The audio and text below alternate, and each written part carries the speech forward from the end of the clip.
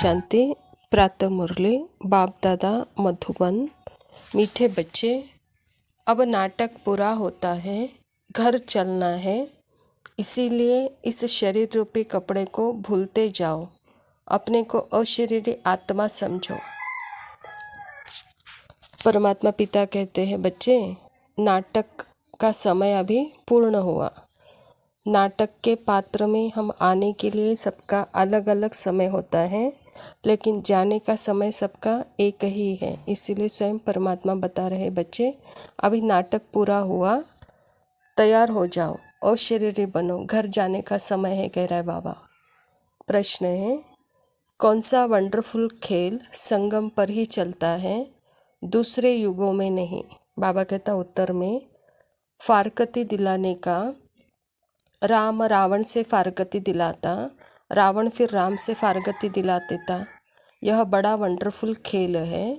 बाप को भूलने से माया का गोला लग जाता है, इसीलिए बाप शिक्षा देते हैं, बच्चे अपने स्वधर्म में टिको, देह सहित देह के सब धर्मों को भूलते जाओ, याद करने का खूब पुरुषार्थ करो, देही अभिमानी बनो।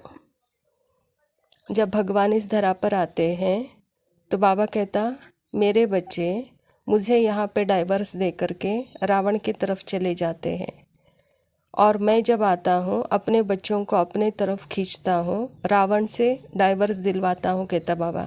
तो यह खेल मात्र यह संगम युग पर ही चलता है, कहता बाबा। कहता बच्चे अभी यह माया जो दुख देती है उसका गोला न लगे, इसीलिए अपने स्वधर्म में टिको और परमात्मा के याद में रहने का खूब पुरुषार्थ करो, कहता बाबा।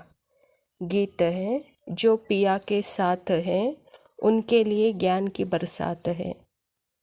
धारणा के लिए मुख्य सार, रोज ज्ञान अमृत के मानसरोवर में स्नान कर आत्मा और शरीर दोनों को पावन बनाना है।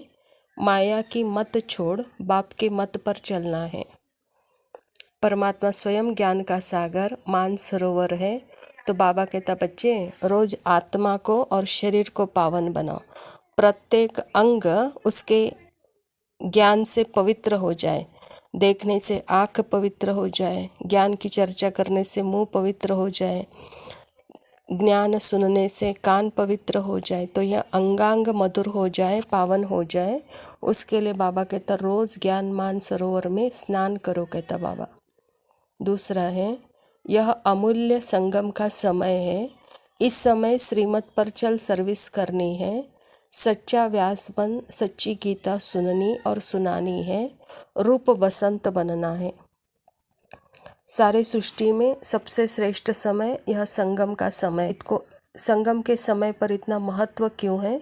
क्योंकि यहाँ स्वयं परमपिता परमात्मा इस धरा पर आ चुके हैं, तभी उसका महत्व होता है। तो इस समय पर परमात्मा बच्चों को श्रीमत देते हैं, तो सच्ची श्रीमत पर जो चलते हैं, बाबा कहता वही सच्चे व्यास हैं, वह गीता सुनते हैं और सुनाते हैं, रूप बसंत बनते हैं, कहता बाबा।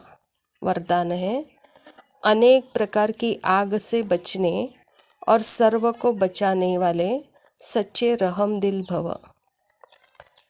आज का मानव अनेक प्रकार के आग में जल रहा है, अनेक प्रकार के दुख, चिंताएं, समस्याएं, भिन्न भिन्न प्रकार के यह चारों ओर जो आत्माओं को आग लगी हुई है, यह अग्नि जीते जी जलने का अनुभव कराती है। लेकिन आप ऐसे जीवन में से निकल श्रेष्ठ जीवन में आ गए, आप शीतल सागर के कंठे पर बैठे हो, अतीन्द्रिय सुख शांति की प्राप्ति में समाये हुए हो, तो रहम दिल बन अन्य आत्माओं को भी अनेक प्रकार की आग से बचाओ। गली गली में ज्ञान स्थान बनाकर सबको ठिकाना दो। परमात्मा कहता, यह अंत समय विकारों की आग हर मनुष्य आत्मा को घेरे हुई है। दुख, अशांति, चिंताएं, समस्याएं, अनेक प्रकार के चोटों से जैसे मनुष्य आत्मा आज जल रही है। काम, क्रोध, लोभ, मोह, अहंकार, ये विकारों में मनुष्य आज जल रहा है। बच्चे आप परमात्मा के याद के सागर के कंठे पर बैठे हो, तो आप सुख शांति की प्राप्ति में हो, तो रहम दिल बनो, अनेक आत्माओं को इन इस आग से बचाओ, गली गली में यह ज्ञान का स्थान बनाओ, कहता बाबा। स्लोगन है, जिनकी एक बाप से सच्ची प्रीत है, उन्हें अशरीरी बनना सहज है। अच्छा, मीठे मीठे सिखिलदे बच्चों प्रति माता पिता बाप दादा का याद, प्यार और गुड मॉर्निंग। रूहानी बाप की रूहानी बच्चों को नमस्ते। हम रूहानी बच्चों की रूहानी बाप दादा को याद, प्यार और नमस्ते। शुक्रिया बाबा, शुक्रिया। ओम शांति। नजर में रहते हो मगर तुम नजर नहीं आते, नजर में रहते हो मगर तुम नजर नहीं आते। ये दिल बुलाए शाम तुम्हें पर तुम नहीं आते, नजर में रहते हो मगर तुम नजर नहीं आते, नजर में रहते हो मगर तुम नजर नहीं आते।